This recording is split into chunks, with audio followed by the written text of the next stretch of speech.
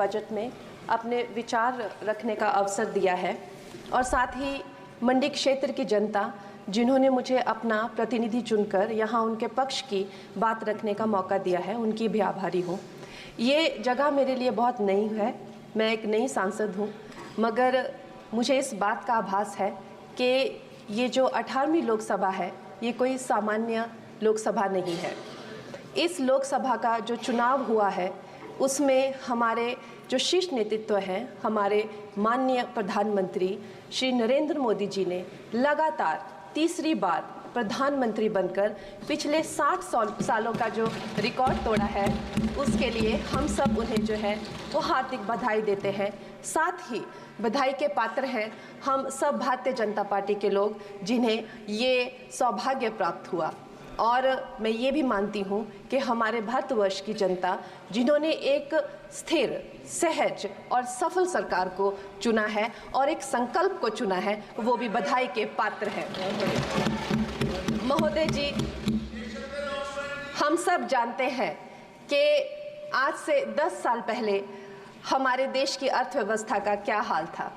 आज से 10 साल पहले हमारी संघर्षशील जो एक चरमराती और एक लड़खड़ाती अर्थव्यवस्था जो कहीं 11वें-12वें नंबर पर थी और सारा देश जो है उसको लेकर चिंतित रहता था, पिछले 10 सालों में वो अर्थव्यवस्था 11वें से 5वें नंबर पे आई है और बहुत तीव्रता से जो है तीसरे नंबर की तरफ जा रही है।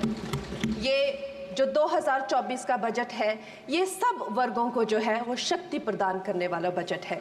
इस बजट से जो है वो हमारी अर्थव्यवस्था को भी तीव्रता मिलेगी महोदय जी। और जो हमारा 2047 का जो संकल्प है कि विकसित भारत का जो संकल्प है, हम प्रथम इकोनॉमी बनेंगे, वो भी इस बजट से हम पूरी उम्मीद है एक कदम हम उस संकल्प के जो है वो करीब जाएंगे। महोदय जी, पिछले साल हमारे हिमाचल प्रदेश में एक बहुत बड़ा प्राकृतिक संकट आया, एक बहुत बड़ी बाढ़ आई जिससे न जाने कितने जन, धन, पशु, ज़मीन की हमारे लोगों को जो है वो हानि हो गई।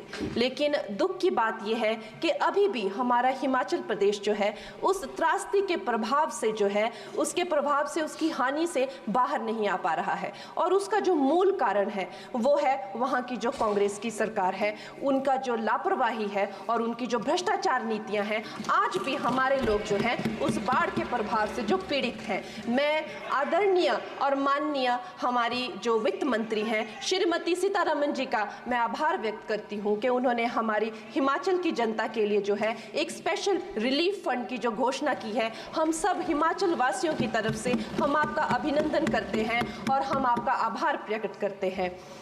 महोदय जी, मुझे ये जान के और आपको बताकर इस बात की खुशी भी होती है और खेद भी होता है कि जितना काम पिछले 10 वर्षों में हमारी भारतीय जनता पार्टी ने हिमाचल प्रदेश में किया है वो उतना काम हमारे आज़ादी के बाद 60 सालों में भी हिमाचल प्रदेश में नहीं हुआ था। आप सब हिमाचल जाते रहे होंगे। वर्षा, it is her maiden speech. आप सब हिमाचल, वर्षा, it is her maiden speech, kindly. आप सब हिमाचल जाते रहे होंगे और आप सब ने देखा होगा कि वहाँ पर जो है आज से आज़ादी के 60 साल तक सिर्फ कुछ रोड्स बने थे और वो भी हमारे माननीय जो पूर्व प्रधानमंत्री अटल बिहारी जी रहे हैं, उन्होंने अपने कार्यकाल में जो है वो ग्रामीण प्रधानमंत्री सड़क योजना के अंतर्गत वो रोड बनाए थे।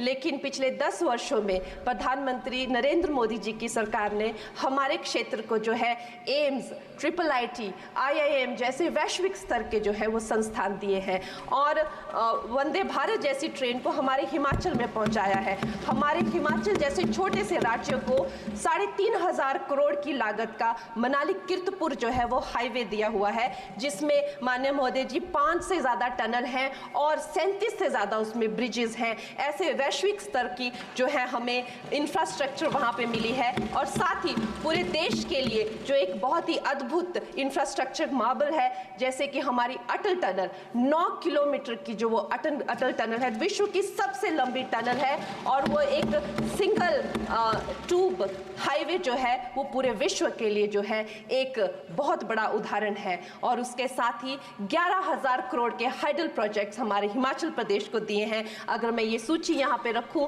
तो शायद आप लोगों का बहुत वक्त जो है इसमें लग जाए, लेकिन लाखों लाभार्थी जो है वो चाहे मुफ्त राशन हो, चाहे पीएम की जो है वो मकान हो या आयुष्मान हो। हमारा हिमाचल प्रदेश एक ऐसे राज्य है जो पूरी तरह से शौच फ्री है और वहाँ घर घर में जो है वो गैस चूल्हे का कनेक्शन लगा है। एक भी माता, एक भी बहन गैस चूल्हे के कनेक्शन के बिना नहीं है। और मेरा ये जो सौभाग्य है 18वीं लोकसभा में, महोदय जी, मेरा ये सौभाग्य है कि जब मैं यहाँ पे आई थी तब महिला आरक्षण बिल जो राजनीति में महिलाओं को जो है 33% आरक्षण देता है, वो बिल भी पारित हुआ था। तो मेरे लिए बड़ी ही ये सौभाग्यशाली जो है 18वीं जो लोकसभा है।